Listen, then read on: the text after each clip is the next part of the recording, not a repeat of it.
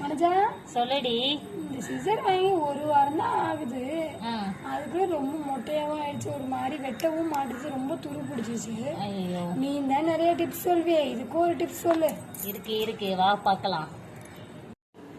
இந்த சிசரை ரெடி பண்ண தேவையான பொருள் என்னென்னு பார்த்தேன்னா, உனக்கு ரெடி பண்ணி கொடுத்தல இரும்பு நார், அது அப்புறம் மாத்திரை போட்டு வேஸ்ட்டாக இருக்கிற வேஸ்ட் அட்டை, கேண்டில் வித் மேட்ச் பாக்ஸ், அவ்வளோதான். மேட்ச் அந்த கேண்டிலை ஃபஸ்ட்டு ஏற்றிக்கோங்க. ஆமாம், இவங்க பெரிய குத்து விளக்கு ஏற்றுறாங்க. கேண்டிலை ஏற்றிட்டு நல்லா சிசரை ஹீட் பண்ணிக்கோங்க, ஓகேவா?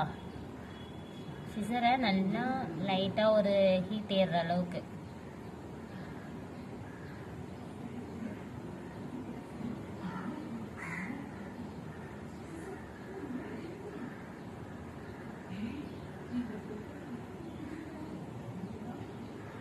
ஹீட் பண்ணியாச்சா?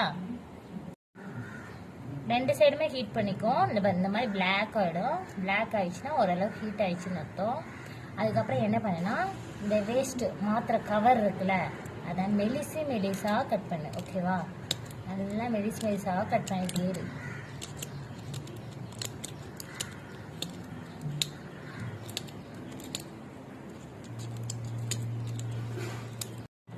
நல்லா இங்கே பாரு, நான் ஒரு அட்டையை ஃபுல்லாக கட் பண்ணிட்டேன். மெலிசாக கட் பண்ணியாச்சா? நெக்ஸ்ட் என்ன பண்ணணும்னா, இந்த இரும்பு நாரை எடுத்து நல்லா தேய்க்கணும்.